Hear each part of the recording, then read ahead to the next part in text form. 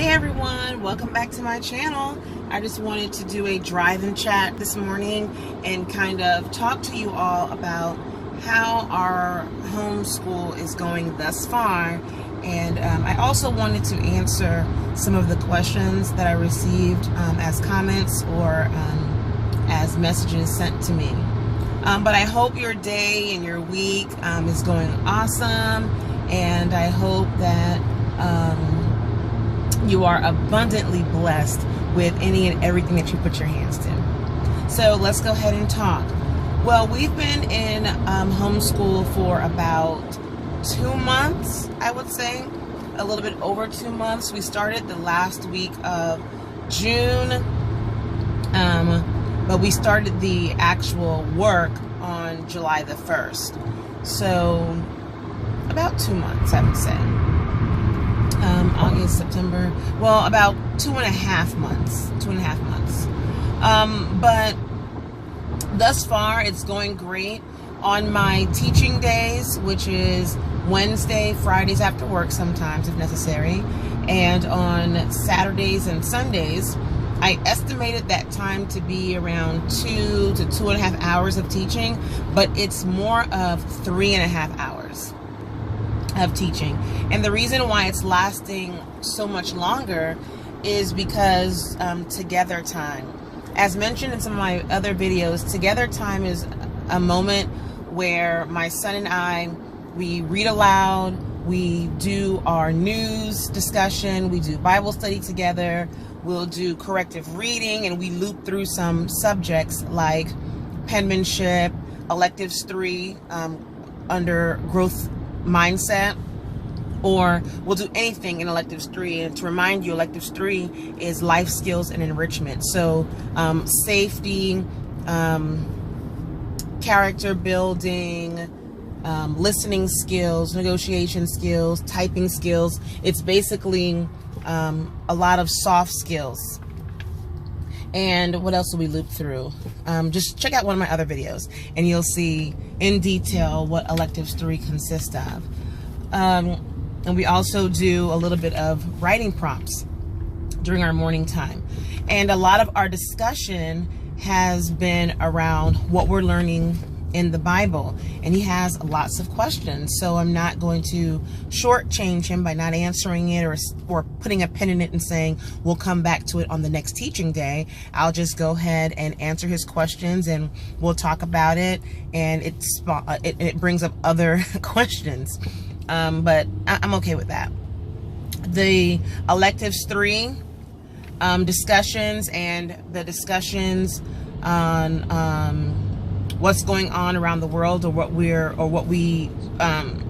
seeing in the news, that also increases the amount of time that it takes for us to complete together time, because again, he asks lots of questions and we look it up, we find the answer. If I don't know it, or if I don't want to be biased in my response, I'll do research on it from all perspectives and I'll bring it to him and we'll talk about it in detail. Also in our loop is foreign language. So foreign language is also part of our morning time loop. So morning time has been taking closer to 2 hours rather than 1 hour, which again, that's what's causing our homeschool teaching days to go from 2 to 2.5 hours to 3.5 hours. But I don't see that as a problem. I'm okay with it. And he is quite fine with that. So other than that, our homeschool thus far, our journey has actually been pretty good. Of course, with a 10-year-old, you have some back talking. So we have some character building to further develop, lots of discussions on that topic. And we also have a spirit of laziness that tends to creep up. So we talk about a spirit of laziness and we kind of get that under control. Another issue that I've been having with him is I want to say self-regulation, but it's not self-regulation at all. I don't see any behavior issues. I would say it's work management, him prioritizing his work, because he is independent. On Mondays, Tuesdays, and Thursdays, he does all the work that I assign during my teaching days. That's when he completes those assignments, along with some other skills that he has to practice during the week. And you can look back at our other videos that kind of explain to you what we do on his independent days and what we do on his on our teaching days. So then again, you can refer back to that to kind of get further explanations as to what I'm talking about. But hopefully you're flowing with me and you understand what I'm talking about, and we can continue with the video. So his organization skills are not as strong as I thought. And I remember when he was in public school, his teachers, all his teachers from 3rd and 4th grade, used to tell me that he keeps his desk messy, he loses papers. The reason why I don't see him come home with corrections sometimes is because he loses it, or it's stuffed in the back of the desk. He doesn't write his homework or assignments in his agenda. And here I am as mommy, save my son. I'm like, oh no, he can't be that way. He's so organized at home. The teachers were absolutely right, guys. Absolutely right. So if any of his teachers happen to follow me or watching this video, please forgive me. Please forgive me. I'm sorry. You were right. But we're going to work on that, and we're going to fix that. So to tackle those, he has an agenda. I use a regular spiral, one subject notebook for his agenda. And we've talked about what is the purpose of the agenda and why it's so important. In the beginning of our homeschool, when I gave him his individual assignments or he had projects, he would forget that they were due. And I said, well, you have your agenda. You wrote down when I assigned it to you, what the assignment is, the details associated with that assignment, and you have a due date. And every time we have an instruction day, I have you open up the agenda, circle or highlight upcoming assignments, and remind you to complete them. But you're not completing them on time, or when they're due, it's like you're rushing to get it done because you're waiting last minute. So to work on that, we've discussed 2 options, and he's going to spend the next month figuring out which of those 2 options work best for him by implementing each of those options. The first option is every day at a certain time, use your phone, put a timer or an alarm. And when that alarm goes off, let's say at 4 o'clock in the afternoon on a Monday, Tuesday, or Thursday, that alarm will signal you to put your timer on for 30 minutes, go to your agenda, look at what's coming up, and regardless of when it's due, it could be due next month, next week, or, and later the same week, start working on that assignment. Break that assignment down into pieces and determine, if I have 3 pages of math that's due next week, maybe I should do a few problems each day. Sorry for the light, guys. The sun was on that side. But maybe I should do a few problems a day. So that's basically giving him a reminder to work on his assignments every single day, or not every single day, but every single independent day for 30 minutes. And that will help him stay on track. The next option, so once he tries that for a few weeks, he's going to determine if that works for him, if he likes that. If that does not, if that does not work for him, then the next option, plan B, will be a little similar.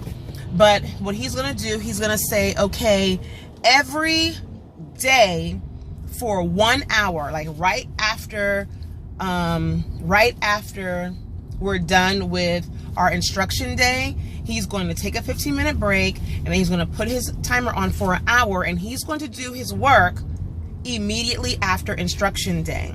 Okay, so assignments that he knows will take a little longer than normal, which are normally math, because he always has lots of problems on math. So any math assignments, writing assignments, research, stuff like that, he's going to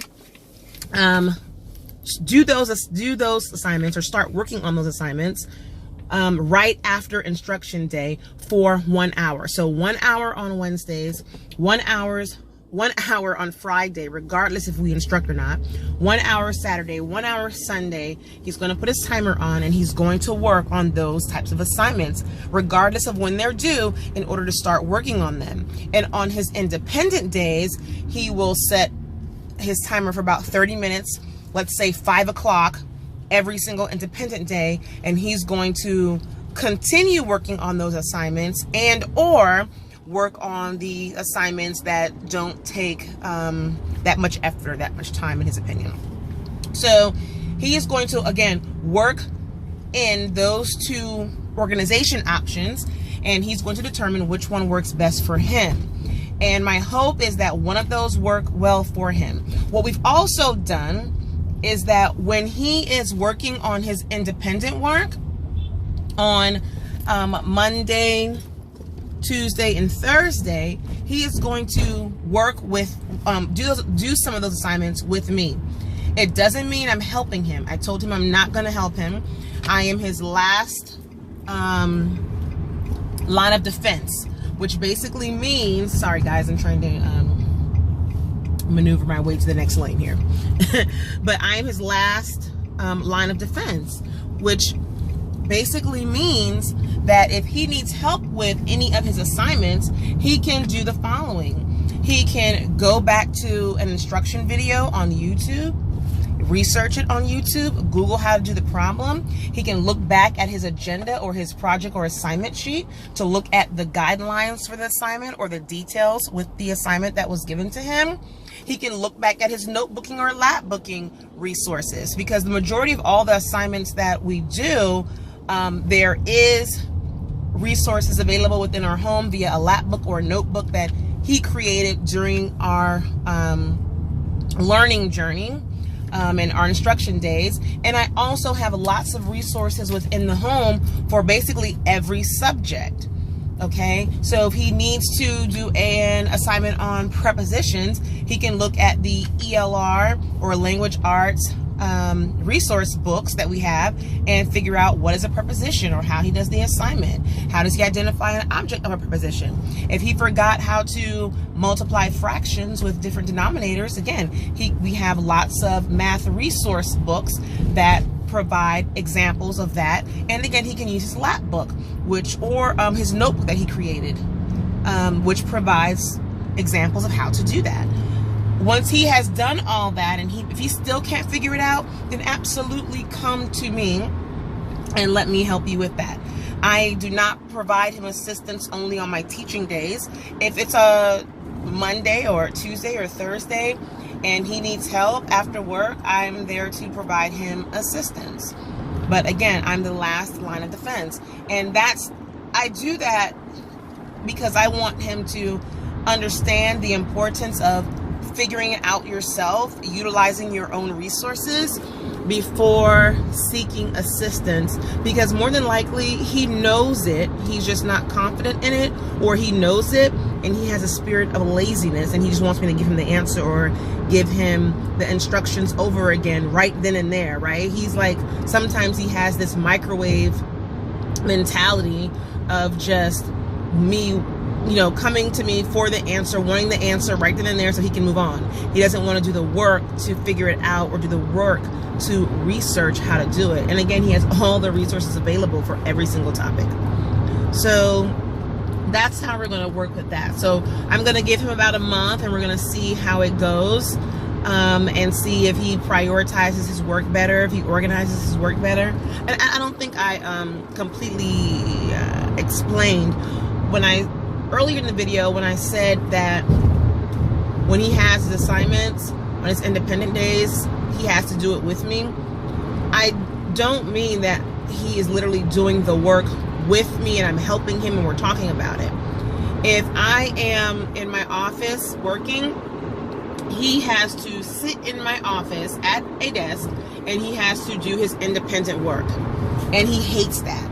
And the reason why I do that is to also help him with his organization and prioritization and work management skills. Because I gave him the freedom to, you wake up, you groom, you tidy up, and then you do your Bible work, you do your memory work, and then you jump into your independent work and all that other great stuff. But he was doing it all times a day. He would start at, let's say, 8 a.m. for one. He would do another assignment at 10. He would start with something at 3, forget about it, and then when it's due the next day, oh my gosh, I forgot. So he's waking up at 6 o'clock in the morning to finish it before we start instruction or before it's due. And I'm like, dude, we're not going to do that.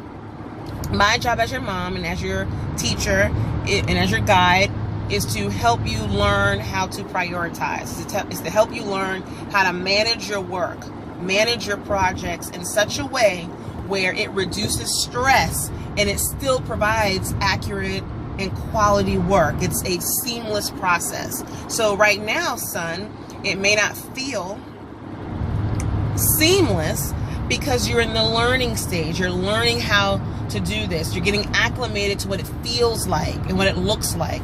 And give yourself time, give yourself grace, give yourself patience, as I am giving you grace and patience, so that you can get accustomed to a method that works best for you and that gives me the quality work that I'm looking for, and it's meeting my expectations and it's meeting your expectations, because you always want to put your best foot forward and and always give your best work, right?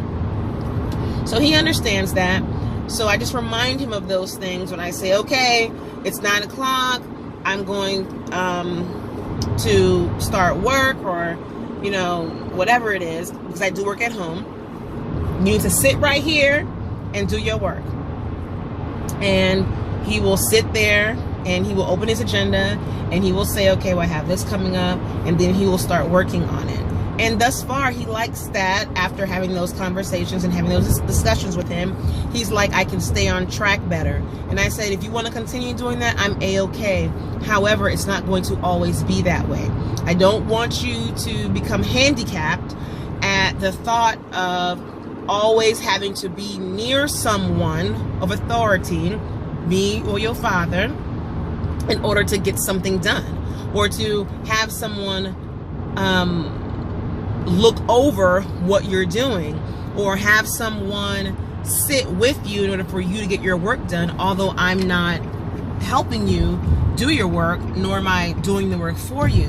However, you have to get accustomed and acclimated to being confident and comfortable enough to be anywhere to complete your work and still have quality. So we'll see what that looks like in a few months. He doesn't bother me. He's not even talking. He's just doing his assignment. So he'll say, okay, I have 3 things due Friday. Let's say it's a Tuesday. So he will look at his agenda and he'll say, okay, I have 3 things due or 5 things due. And he'll figure out which ones he wants to do, and he'll knock them all out in an hour. And he actually says, Mom, you know what I realized? And I was so proud of him when he told me this, so proud. He said, Mom, you know what I realized? I realized that if I just sit down for an hour and I just do all the things I have to do, I can do the other stuff like exploration or interest-led projects or whatever, nature study, painting, whatever. I can have time to do those things. And I said, well, that's great. Why don't you think you have the time to do those things now? And he says, well, because I break everything up. If I know I have one assignment, I'll do 10 minutes of that assignment in the morning, 10 minutes of that assignment in the afternoon, and 20 minutes of that assignment to finish it towards the evening. So he feels as though he's doing work all day. And I said, well, that's not what the plan or idea was, but I'm glad you acknowledge the gap, the issue, and we've talked about methods to fix it. So let's go ahead and implement some of those methods, and let's start fixing it and see what it looks like and what it feels like. And he's like, okay. So again, we'll see what that looks like for him and what that looks like for my stress level when he gets accustomed to whatever method he feels as though works best for him. So again, I don't want to tell him exactly what to do. I want him to try as many options as possible, and I want him to come up with the best solution for him. And if I feel as though what he considers to be the best solution is not really working, then I'll go ahead and I'll interject my thoughts and provide him recommendations and tell him what he's going to do. But before I put my foot down and become a dictator in that sense, I want to just have discussion, have lots of conversation, and just let him come up with his conclusion based on trial and error. So that's what's going on in our homeschool, and that's how things have been going thus far. So I hope this video was useful. I hope it was helpful. I hope you found at least one thing that you can incorporate within your homeschool. And as always, guys, you make it a great day. Bye.